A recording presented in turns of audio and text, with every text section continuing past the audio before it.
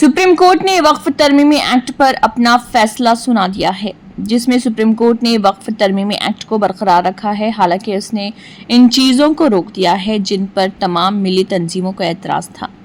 मिली तंजीमों और सियासी जमातों के रहनुमाओं ने आज के फैसले को अपनी जीत के तौर पर देखा है। दूसरी जानिब सुप्रीम कोर्ट के सीनियर वकील महमूद प्रजा ने प्रेस कॉन्फ्रेंस करके सच सामने लाने का काम किया है। उन्होंने कई बड़े सवालात भी उठा दिए हैं। देखिए पूरी प्रेस कॉन्फ्रेंस, देखिए उनका इस ज़िमन में क्या कहना है। Hitech TV news bureau report. आज एक बहुत महत्वपूर्ण फैसला आया है वक्फ एक्ट के ताल्लुक से।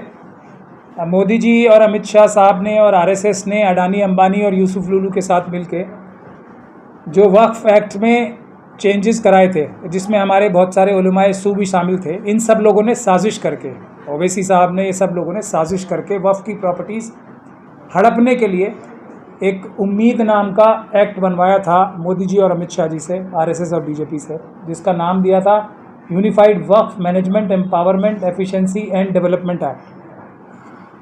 हम लोगों ने तभी ये बोला था कि ये मुंह दिखाई के लिए नूरा कुश्ती हो रही है, ये सब लोग अंदर से मिले हुए हैं।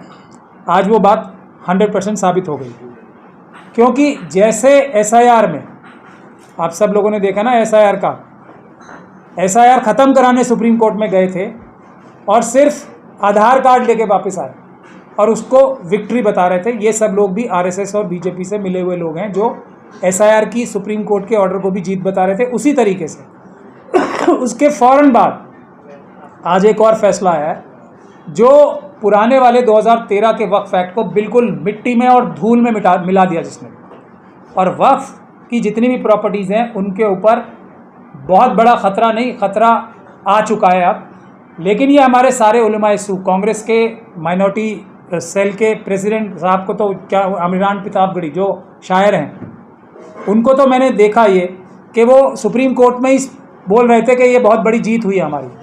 मैंने सोचा ये तो चलो ज़्यादा इस विषय में जानकारी नहीं रखते, शायद कांग्रेस की ये ऑफिशियल वर्जन नहीं होगा। उसके बाद मैंने जयराम रमेश साहब, जो कि जिनके लिए मैं सीधा सीधा बोलता ही हूँ, वो स्लीपर सेल है आरएसएस और बीजेपी के, उन्होंने भी ये कहा है कि ये बहुत बड़ी जीत है ये, जो वक्फ की प्रॉपर्टीज़ बचाना चाहते थे उनके लिए। मेरा ये कहना है कि इससे बड़ा झूठ और इससे बड़ा फरेब, फ्रॉड कुछ नहीं हो सकता। मुझे अरशद मदनी साहब के बारे में भी बताया गया, जिनको मैं उलमाए सू कहता हूँ, उनके बारे में भी बताया गया कि उन्होंने भी इस जजमेंट का वेलकम किया है। तो ये सारे लोग आरएसएस के ही वर्कर्स हैं जिनके भी मैंने नाम लिए हैं। इमरान प्रतापगढ़ी साहब का भी आज पता लग गया। अगर किसी चीज़ के बारे में मालूम नहीं है तो मुंह नहीं खोलना चाहिए उसके बारे में, लेकिन अगर किसी चीज़ जो सबसे बुरी चीज़ हुई है उसकी तारीफ़ की जाए तो मेरे ख्याल से इससे बड़ा धोखा कोई नहीं हो सकता।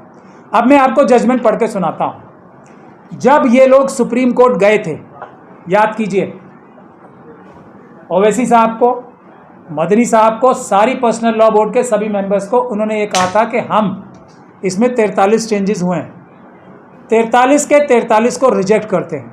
इसमें से एक भी प्रावधान ऐसा नहीं है जो वक्फ के हित का हो। ये वक्फ सारे के सारे प्रावधान जो चेंज किए गए हैं, ये वक्फ को लूटने के लिए बनाए गए हैं। ये सबकी स्टेटमेंट थी, ठीक है, नहीं थी।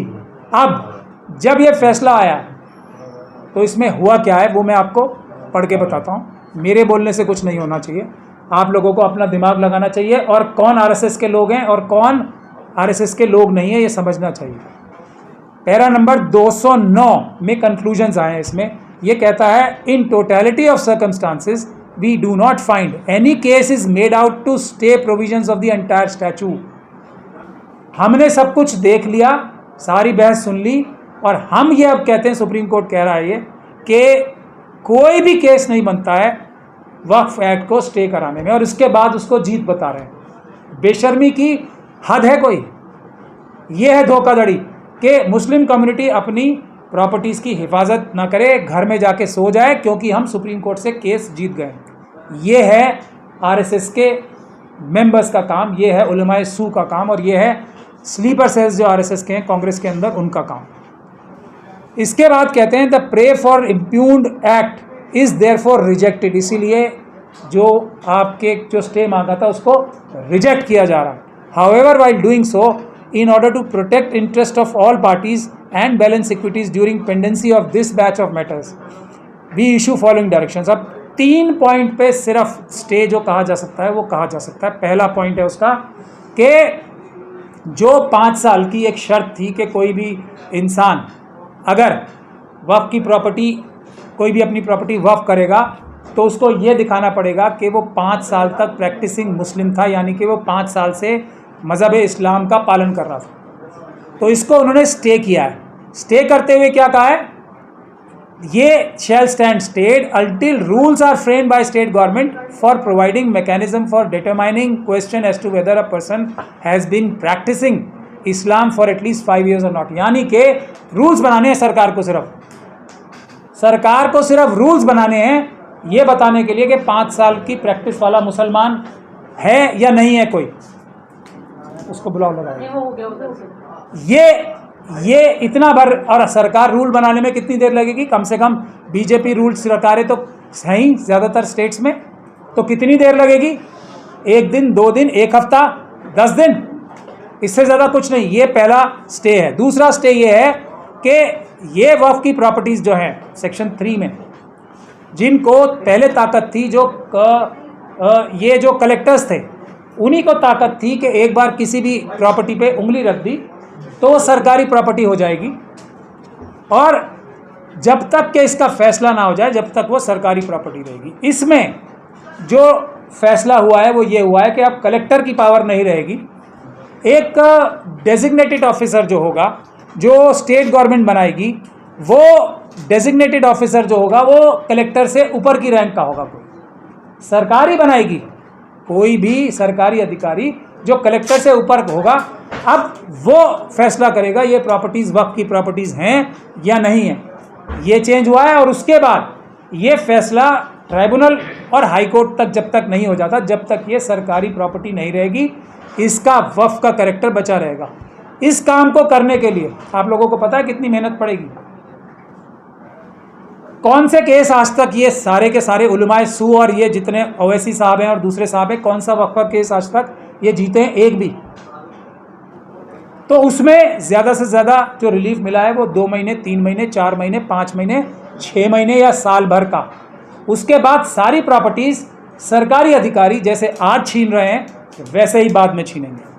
तीसरा रिलीफ जिसको कहा जा रहा है वो ये कहा जा रहा है कि सेक्शन 13 और 14 सेंट्रल वक्फ काउंसिल में अब 22 में से 4 सिर्फ नॉन मुस्लिम्स रह पाएंगे, और जो स्टेट के वक्फ बोर्ड्स बनेंगे उसमें 11 में से सिर्फ 3 नॉन मुस्लिम रह पाएंगे। ये बहुत बड़ा रिलीफ मान रहे हैं इसे, जिसमें ये है कि जहाँ एक भी नॉन मुस्लिम नहीं हो सकता था वहाँ अब 3 और 4 आ जाएंगे। इसको ये रिलीफ बता रहे हैं। शर्म से डूब नहीं मरते ये लोग, इनको शर्म नहीं आती, और कितना धोखा देंगे ये पूरे देश को भी और सब संविधान को भी।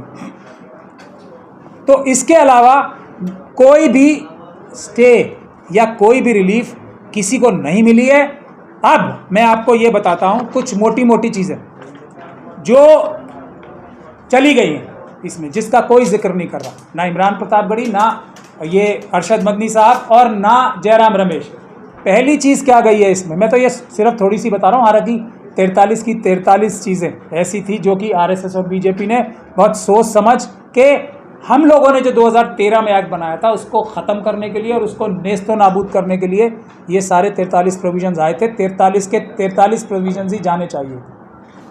कम से कम बोल तो रहे हम हार गए, सुप्रीम कोर्ट में हम लोग हार गए, ये तो कह दें ताकि लोग अपना आंदोलन करके अपनी प्रॉपर्टीज़ बचा सकें। ये भी नहीं कह रहे, मतलब अब जाके मुस्लिम कम्युनिटी सो जाए घर पे अपने, और सारी वक्फ की प्रॉपर्टीज़ अडानी, अंबानी, यूसुफ लुलू लूट के ले जाए। क्या आज की तारीख में once a Waqf always a वक्फ है? ये सबसे बड़ा प्रिंसिपल था ना वक्फ का, जो एक बार वक्फ है वो ता क़यामत वक्फ ही रहेगा। ये प्रावधान क्या है आज? जवाब है नहीं। फिर भी इन लोगों को शर्म नहीं आती है, ये इसे जीत बता रहे हैं। दूसरा, वक्फ बाय यूज़र क्या है आज? जवाब है नहीं। उसके बाद भी ये बेशर्म इसे जीत बताते हैं। सर्वे कमिश्नर जो कि एक सीनियर आईएएस ऑफिसर होता था स्टेट गवर्नमेंट का, जो सब लोगों से सबूत इकट्ठे करके किसी प्रॉपर्टी को वक्फ पर बनाता था, वो क्या है आज? जवाब है नहीं। अब जो वो होंगे ना कलेक्टर्स, वही वक्फ का सर्वे किया करेंगे। अब इसके बाद जो सज़ा होती थी ना, कैद बामुशक्कत, चक्की पीसने वाली सज़ा, क्या है आज? नहीं। जो अरेस्ट होने का प्रावधान था, इसमें नॉन बेलेबल ऑफेंस था, कॉग्निजेबल ऑफेंस था, जो वो क्या है आज? जवाब है नहीं। फिर भी ये बेशरम लोग इसे जीत बताते हैं। जो ओवरराइडिंग इफेक्ट था कि वक्फ के कानून का सभी पुराने कानूनों के ऊपर वर्चस्व रहेगा, बढ़तरी रहेगी, जो आमतौर पे ज़्यादातर कानूनों में ये प्रावधान होता है कि पिछले सारे कानून, क्योंकि पार्लियामेंट को पता होता है कि पिछले कानून ऐसे हैं, तो जो अब का कानून बन रहा है वो उस पर बढ़तरी हासिल रखेगा। वो क्या है? वक्फ के लिए आइडेंटिफाई करके हटाया गया, क्या है? नहीं। फिर भी ये बेशर्म से जीत बता रहे हैं। क्या नॉन मुस्लिम्स, जो एक मेन डिमांड थी, वक्फ के अंदर कुछ भी नहीं रहेंगे, क्या है? जवाब है नहीं। फिर भी ये बेशर्म जीत बता रहे हैं इसे। जो इलेक्शन होता था ना वक्फ बोर्ड्स में, चाहे एमपी हो, एमएलए हो, मेंबर ऑफ ये, चाहे मुतवल्ली हो, चाहे बार काउंसिल के मेंबर हो, ये सब इलेक्ट होके आते थे ना। क्या अब इलेक्ट होके आएंगे? जवाब है नहीं। सरकारें, ज़्यादातर कौन सी सरकारें? भारतीय जनता पार्टी और किसी की भी सरकार हो, जो वो नॉमिनेट करेगी किसी आदमी को, वो क्या ईमानदार आदमी को करेगी नॉमिनेट? जो एक इलेक्शन से थोड़ी बहुत ईमानदारी की बू आती थी ना वक्फ बोर्ड के मेंबर्स के अंदर, वो भी ख़त्म कर दी, और आज ये बेशर्म लोग इसे जीत बता रहे हैं अपनी। तो वो भी गया। अब तो चाहे, अब एक थे ना वो जो त्यागी बन गए थे, अब तो वो मुस्लिम भी नहीं है, त्यागी बन गए ना वो, अब वो भी वापस शिया वक्फ बोर्ड में उत्तर प्रदेश में आ सकते हैं। इसको जीत बता रहे हैं ये बेशरम लोग। अब तो वो नॉन मुस्लिम है ना, तब भी वक्फ बोर्ड में आ सकते हैं। तब तो उन्हें इस्तीफ़ा देना पड़ा था ना, क्योंकि वो नॉन मुस्लिम बन गए थे। जिन्होंने कुरान के बारे में लिखा है, ऐसे लोग जो नॉन मुस्लिम हैं, जिन्होंने कुरान को नकारा है, ऐसे लोगों को मेंबर बनाया जाएगा। अब वो मुसलमान की शक्ल में हो या नॉन मुस्लिम की, उससे फ़र्क पड़ता है। सरकारें बनाएंगी आरएसएस और बीजेपी की, तो अडानी अंबानी यूसुफ लुलू के कहने से ही बनाएंगी। दूसरी गवर्नमेंट्स भी जो बनाएंगी वो बेईमान आदमी को ही बनाएंगी। इलेक्टेड आदमी फिर भी शायद कोई एक आध शरीफ निकल सकता है। इसको जीत कह रहे हैं वो। शेड्यूल कास्ट कम्युनिटी के लोग जो मुसलमान हैं, वो वक्फ नहीं कर पाएंगे। आप इसको जीत कह रहे हैं ये बेशरम। प्रोटेक्टेड मॉन्यूमेंट्स जो हैं, जितनी प्रोटेक्टेड मॉन्यूमेंट्स हैं, वो सब अब वक्फ नहीं रह पाएंगे। इसको ये जीत कह रहे हैं बेशरम। और आखिरी में डेफिनेशन ऑफ वक्फ ही जो है वो भी चली गई है, अब उसको भी ये जीत कह रहे हैं बेशरम। तो मेरा अब ये कहना है, हम तो सीधे सीधे साफ तौर से पहले दिन से बोल रहे हैं कि हमें क्रिश्चियंस के साथ मिलके, सिखों के साथ मिलके, बुद्धिस्ट कम्युनिटी के साथ मिलके हम लोगों को एक आंदोलन करना पड़ेगा। सुप्रीम कोर्ट जो जाएगा किसी भी बड़े मुद्दे पे, वो या तो आरएसएस का एजेंट होगा या उससे बड़ा बेवकूफ़ आदमी कोई नहीं होगा। सुप्रीम कोर्ट बिल्कुल नहीं जाना चाहिए किसी भी बड़े मुद्दे को लेके। अभी आपने एसआईआर का मुद्दा देख लिया, अंजाम आपने सबने देख लिया ना, और उसको जीत बता देंगे सारे आरएसएस के एजेंट। तो सुप्रीम कोर्ट नहीं जाना है आंदोलन के लिए। अगर वक्त बचानी है तो पहला काम हमें करना है, शेड्यूल ट्राइब कम्युनिटी का सबसे ज़्यादा नुकसान हुआ है। ये जो अडानी अंबानी यूसुफ लुलू ने पिछले 11 साल में जो ये कानून बदल के, तो शेड्यूल कास्ट कम्युनिटी से हमें अपने गठजोड़ बनाना है, शेड्यूल कास्ट कम्युनिटी से गठजोड़ बनाना है, और क्रिश्चियन, सिख, बौद्ध, क्योंकि सबसे ज़्यादा नुकसान इसमें बुद्धिस्ट कम्युनिटी का हुआ है।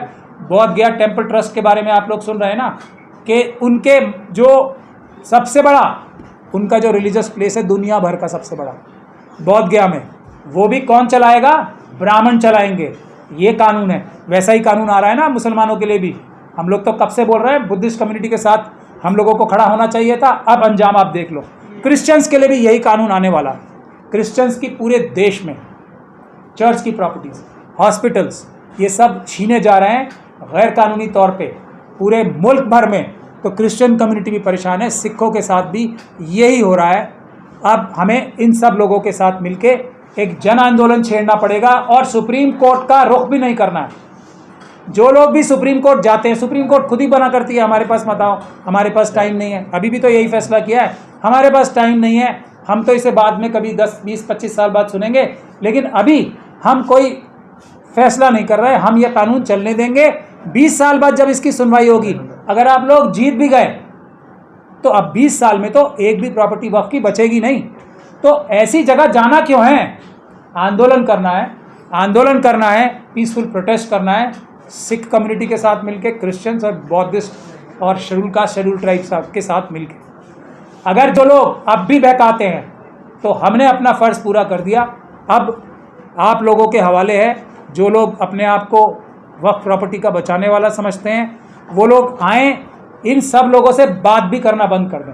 अगर आप नहीं सुनेंगे तो एक भी मस्जिद, एक भी मदरसा, एक भी खानका, एक भी कब्रिस्तान बचेगा नहीं, ये मैं बता ही सकता हूँ। बाकी आप सब लोगों के ऊपर छोड़ रहा हूँ। मुझे बहुत दुख है कि आज भी बेशर्मी से लोगों ने इस इतनी बड़ी हार को जीत बताया, और जीत ये इसलिए बताते हैं कि लोग घर जाके सो जाएं, अपनी तरफ से भी कोई कार्रवाई ना करें। इसीलिए कम से कम अब तो आवाम को खुद जागना पड़ेगा और इन लोगों को बेनकाब करके अपनी लड़ाई खुद लड़नी पड़ेगी। और उसके लिए मैं पहले भी प्रेस कॉन्फ्रेंस करके तरीके बता चुका हूँ, अब भी तैयार हूँ, लेकिन तरीके से लड़ाई होगी, ईमानदार लोगों के थ्रू लड़ाई होगी, ऐसे नहीं जो हारें और बाहर आके बताएं हम जीत गए। बहुत बहुत शुक्रिया। 2 बजे तक कहा जा रहा है जीत है, लेकिन पर्सनल लॉ बोर्ड की पीसीबी वो अचानक कैंसिल हो जाती है 3 बजे आते आते। तो मैंने आपको कहा ना, जो इसे जीत बताएगा उससे बड़ा बेईमान, चोर, मक्कार, घटिया आदमी कोई नहीं हो सकता। आप बताए जो जिसको बताना है। मैंने जजमेंट्स के पोर्शन पढ़ के आपको सुना दिए हैं, और जो सारी मांगे हैं वो भी मैंने आपको बता दी हैं, वंश वक्फ से लेके डेफिनेशन से लेके सब कुछ। अब भी जो कहता है वो आरएसएस का डायरेक्ट मेंबर है, आरएसएस का ही आदमी है, उससे बात भी करनी मैं समझता हूँ। ऐसे किसी भी आदमी का टोटल बायकॉट होना चाहिए। इमरान प्रतापगढ़ी को, कांग्रेस पार्टी और जयराम रमेश को अगर कांग्रेस पार्टी नोटिस देके शो कॉज नहीं देती तो इसका मतलब साफ है कांग्रेस हाईकमांड भी आरएसएस की इस साजिश में शामिल है। इसमें मुझे कहने में कोई शर्म और गुरेज नहीं है। इतने बड़ी हार को अगर जयराम रमेश और या इमरान प्रतापगढ़ी जीत बता के लोगों को सुलाने की कोशिश करेंगे तो ये उनका चाल चरित्र चेहरा बिल्कुल बेनकाब हो चुका। क्या लग रहा है कांग्रेस भी जो है इसका समर्थन कर रही है पीछे से? बिल्कुल। देखिए, हमारे सारे उलमा सू ये चाहते हैं ना, अब सब तो यही असदुद्दीन ओवैसी साहब से लेके सारे पर्सनल लॉ बोर्ड के मेंबर, ज़्यादातर जितने पिटिशनर थे सारे, ज़्यादातर सब तो वक्फ की प्रॉपर्टीज़ पे बैठे हुए हैं, हज़ारों लाखों करोड़ की। अब उसकी सज़ाई ख़त्म हो गई तो असदुद्दीन ओवैसी साहब को, अरशद मदनी साहब को, जो ये आईटीओ पे बैठे हुए इतनी बड़ी हज़ारों करोड़ की प्रॉपर्टी पे कब्जा जमाए, अब तो उनको सज़ा ही नहीं होगी ना कुछ भी। अब क्या फ़र्क पड़ रहा है? तो वो खुश होंगे या नाराज़ होंगे? ये हाल है। इसीलिए अब कोई लिहाज और शर्म नहीं है। कांग्रेस पार्टी अगर इन दोनों के खिलाफ एक्शन नहीं लेती और अपना क्लियर स्टैंड नहीं करती, बताएं हमें कि इन जो ये 43 जो प्रोविजंस थे जो आज भी लागू हो रहे हैं, वो अगर वो सही मानती है कांग्रेस पार्टी या कोई भी और अपने आप को सेकुलर कहने वाली पार्टी, तो क्लियर करे ताकि आवाम को पता लगे कौन किधर है। कांग्रेस पार्टी के कम लोगों ने वक्फ की प्रॉपर्टीज चुराई हैं। सबसे बड़े तो अहमद पटेल ही थे ना इनके लीडर, उनसे तो हमने 50,000 करोड़ की यहीं इसी करबला को छुड़वाने में कितने, आज तक मेरे ऊपर डकैती का मुकदमा है उसमें। तो कांग्रेस पार्टी वाले कम नहीं है इसमें मैं शाह मर्दा का जिक्र कर रहा हूँ, और कोई पार्टी वाले कोई किसी से कम नहीं है। हमारे बड़े बढ़िया मुसलमान जो लगते हैं ना शक्ल से, वो सब वक्फ के चोर। नहीं, आप कह रहे हैं कि हजारों करोड़ों की उन्होंने प्रॉपर्टी मतलब चोरी करी हो, तो वक्फ की है ना। देखिए सर, जो आईटीओ को बना वो आज भी तो वक्फ की है ना प्रॉपर्टी। वक्फ का काम क्या है? वक्फ की प्रॉपर्टी का काम क्या है? उसका फ़ायदा गरीबों को, बेवाओं को, मिस्कीनों को मिलना। महमूद मदनी और अरशद मदनी वहाँ पे अपनी पार्टियाँ करें, वहाँ पे खाने खिलाएं लोगों को, वहाँ पे लोगों को बुला के एंटरटेन करें, विदेशियों को दिखाएं कि हम इतनी बड़ी मस्जिद में बैठे हैं। इसलिए नहीं है वक्फ की प्रॉपर्टीज़, इसलिए नहीं है वक्फ को बेचने के लिए वक्फ की प्रॉपर्टीज़ नहीं है। और उनकी वजह से एक नहीं दर्जनों वक्फ की प्रॉपर्टीज़ जो है कब्जे हुए हैं। अगर लिस्ट चाहोगे तो मैं आपकी किसी को भी दे सकता हूँ। अरशद मदनी साहब कह रहे हैं कि जो 3 धाराएं थी इसमें जो ये स्टे दिया है, तो इससे ऐसा लग रहा है कि कानून अभी जिंदा है, इंसाफ अभी है। मैं यही तो कह रहा हूँ, बिल्कुल उनके लिए जिंदा है ना, क्योंकि सज़ा कम हो गई है। वरना इसका किराया पता है आपको कितना देना पड़ेगा मस्जिद की जगह पे जिसमें कब्जा कर बैठे हैं, और सड़क के पार एक और जगह जो कब्जा करके बैठे हैं, लाखों रुपए महीना किराया देना पड़ेगा उस जगह का। तो उनकी तो बल्ले बल्ले हो ही गई ना, उनकी तो पार्टी चल रही होगी सब। अब आप आज शाम को या जाके देखो, जो लोग उसकी तारीफ कर रहे हैं ये तो सब पार्टी दे रहे होंगे कि हम लोगों ने इतनी जगह कब्जा करके बैठे हैं, हमारे तो मज़े ही आ गए अब। सीधा सीधा आरोप लगा रहे हैं सर आप नाम मैं लेकर। सीधा सीधा नाम लेके तथ्य बता रहा हूँ, आरोप नहीं है, ये सच्चाई है। अरशदुद्दीन ओवैसी साहब से लेके मैं सबके नाम लेके बता रहा हूँ, सबकी प्रॉपर्टीज़ बता रहा हूँ। दारुल जो उनका मेन हेडक्वार्टर है वो किस पे चल रहा है बताओ? किराया दे रहे हैं क्या वो 2.5% के हिसाब से? सबसे ज़्यादा उनकी तो वेबसाइट में भी था ना, जब से मैंने बोलना शुरू किया, शायद अब वेबसाइट से हटा दिया, कि 85% से ज़्यादा प्रॉपर्टीज़ एनक्रोच्ड हैं इस बेकार कानून के आने से पहले से एनक्रोच्ड हैं। ये है आप पे आरोप लगता है कि आप तो वकील थे, आप उनके पहले पर्सन लोग वोट पे इसलिए हटा दिए, इसलिए आप उनका विरोध करते हैं। नहीं, मैं हटा दिया या मैं खुद हट गया, ये भी एक सवाल है। ऐसे बेईमान चोरों के बीच में मैं रह सकता हूँ? मेरे जैसा आदमी रह सकता हूँ कभी? उनके बीच में मैं कैसे रह सकता हूँ? जो लोग अभी भी इसको जीत बताने की कोशिश कर रहे हैं, वाइस प्रेसिडेंट है अरशद बदनी साहब इसी पर्सनल लॉ बोर्ड के, ये वही पर्सनल लॉ बोर्ड है जो बाबरी मस्जिद का केस हारने के बाद यही अरशद बदनी साहब बोलते हैं हम केस जीत गए, जैसे आज ये वक्फ का केस हारने के बाद बोल रहे हैं जीत गए। यही है ज्ञान व्यापी की शहादत कराने वाले, और यही है बाबरी मस्जिद की शहादत कराने वाले। मुझे इसमें कोई शर्म और गुरेज नहीं है बोलने। सर कलेक्टर की पावर को हटा दीजिए, यही तो बात थी आपकी। देखिए कलेक्टर को हटाने की मांग नहीं थी, हमारी मांग ये थी कि पुराना वक्फ एक्ट रहेगा। अब कलेक्टर की जगह उससे एक थोड़ा बड़ा ऑफिसर वही काम करेगा, क्या फ़र्क हो गया? हो गया कोई फ़र्क? कौन सा केस ये जीते हैं आज तक, इनसे पूछो ना। मेरे बारे में तो बहुत से बोल सकते हैं, जो केस वक्फ के मैंने लड़े, मैं कौन सा हारा हूँ और ये कौन सा जीते हैं, दो ही बातें हैं ना। अब हमें पता है ना कि मथुरा मस्जिद के केस में इसके बाद से हमें कितनी मुसीबतें आने वाली हैं, हमें पता है ना ये। तो फिर सरकार तो ठीक ही कह रही थी कि यहाँ चोरी हो रही है, डकैती हो रही है, जो आप कह रहे हो वही सरकार कहती है।